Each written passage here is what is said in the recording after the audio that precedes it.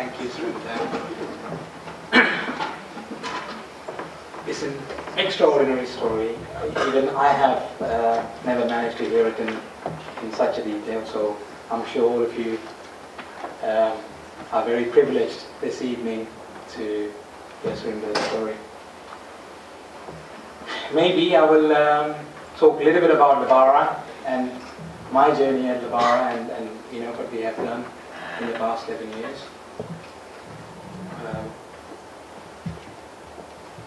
So as most of you probably will know, Lebara was started by 3 individuals whom I had met while I was working at a calling card company. The story goes where I finished my engineering and I wanted to do my masters. I didn't have enough money to pay for it. It was £8,200 if I remember. So while I was waiting for my graduation, I went and worked for a calling card company in the daytime and worked for at a bar in the evening. While I was working at the calling card company is when I met the owner's brother, whom had offered me a job to work for the head offices. Then I went on, worked there, started working there when I was 21, progressed pretty quickly. I think when I was 24, 25, I had over 200 people working in my department. And I was very fortunate, to be honest, because he gave me the opportunity to get close to the business, not only get close to the business, but really gave me time. That is something that not many people are willing to give most of the time. So since then, I had a taste for business or taste for success while I was at this company. And for one reason or the other, I left them. And I went to Leon's son's baptism in Norway. And on the way back, myself, Karen, Bhaskaran, and myself, we were in the car. Leon was driving, Bhaskaran was sitting at the front.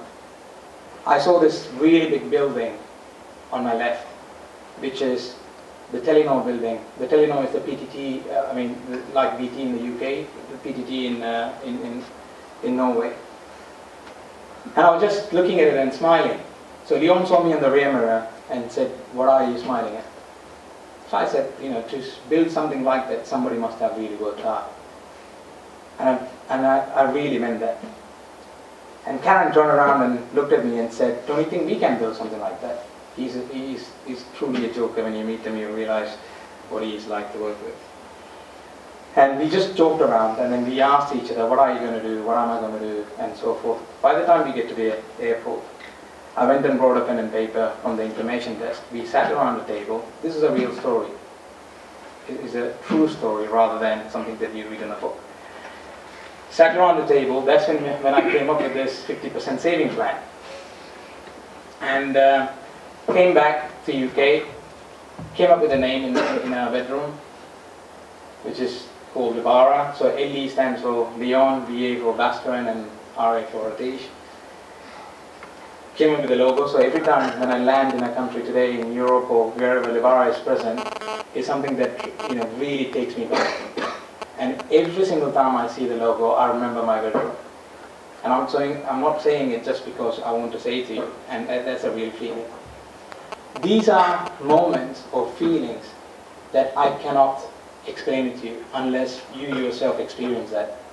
Hence why we call it the entrepreneurial way. You don't necessarily have to take the doctor way or the engineering way or the accountant way. I'm not saying they are bad professions. Of course, we need doctors, we need engineers. But if you don't believe in it, don't do it. Find something that where your heart takes you and believe in yourself, which is really, really important.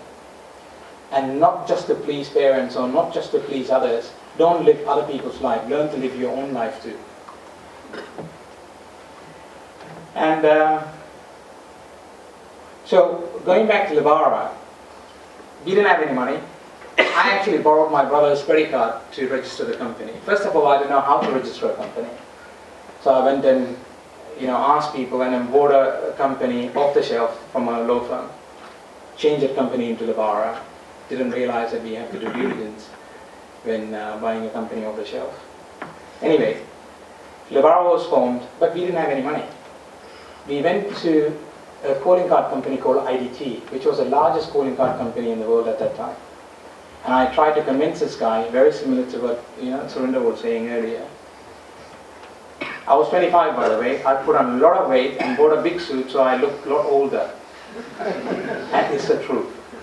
And I sat there, my belly out is still out anyway. But obviously he was 55 or 60, I mean, he would smell it from far.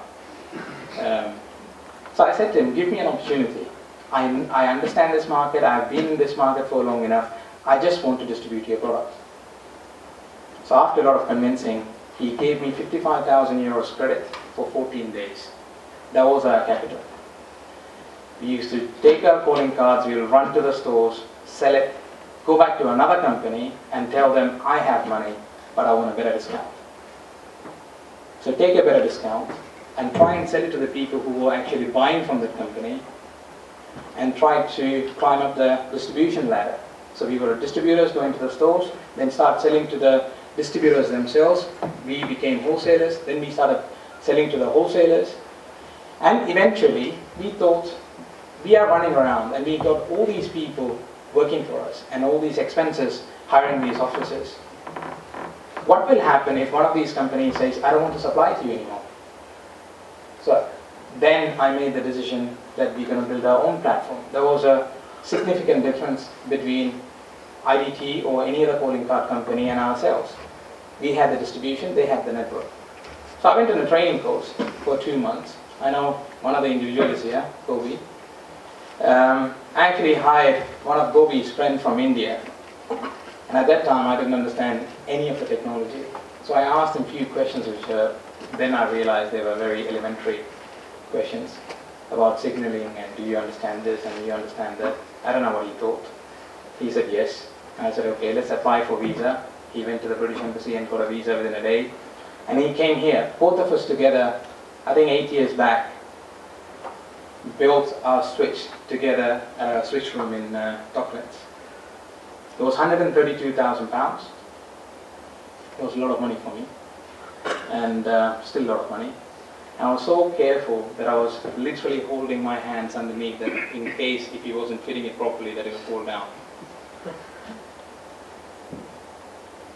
The smart thing that we did at the time, I think, looking back now, we always held our brand names. We sold other people's calling cards, but we also created our own brand names and kept them. So when we built our own switch, we didn't have to build it from scratch. All we had to do was switch the brand name from one company to another. That gave us the initial kick in to grow. And we expanded ourselves into 13 countries around Europe in a span of 8 months to 1 year. So there are moments that it is difficult to make those calls, but it's better that you make those calls rather than being non-decisive. And they were very difficult, and it cost us a lot more if we didn't make those decisions to build the switch that we did. Otherwise, I don't think Lebara will be existing today. Later on, we expanded and we were growing, and we saw the mobile market was growing. And then we said, how can we integrate our calling card knowledge into a mobile industry so that we don't lose out in the future? So I went to a lot of operators in the UK, went to Vodafone, Three, T-Mobile, everybody else, but nobody wanted to listen to us because we were an unknown brand. And I went to Spain, met a few other operators. They also didn't want to know us. Everybody wanted to work with big brands or supermarkets and so forth, likes of Tesco's. I met someone in Netherlands. He was at the board of a company called Telford, which used to be called O2. And he said to me, I'll introduce you to some people at Telford. Went in there, and I had to do a presentation. Since university time, I swear, till today, I've never created a presentation. If you ask me to do a slide, I think I won't even know where to start. So I hired this guy, and I said to him, after 6 o'clock, you will sit with me. I'll talk to you, you record. Whatever you think is right, put that onto a presentation, and then I'll review it. That was my first presentation. And then took it to Telford. They listened to me, but at the end they said, we actually want to work with someone that we have worked with already. So there was a large distributor in Netherlands who was extremely successful working with Telford. And the contract was obviously being going to be passed on to him. And I stood up and I said to him, if every single one of you and if every single organization will support existing businesses, large businesses, there will be no innovation. There will be no new companies. If that's what you're going to do, fair enough. But I'm sure that, you know, when you get old, I was literally emotionally blackmailing him. When you get old, you're going to think back and regret this.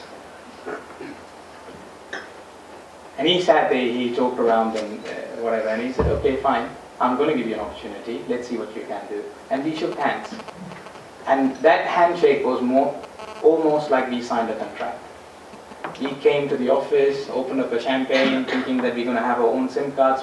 Oh, just think about it, going from calling card distribution to owning your own SIM card, being a mobile operator, seeing your logo on a mobile phone is a huge thing. I mean, it's a massive transformation for an organization, particularly for us.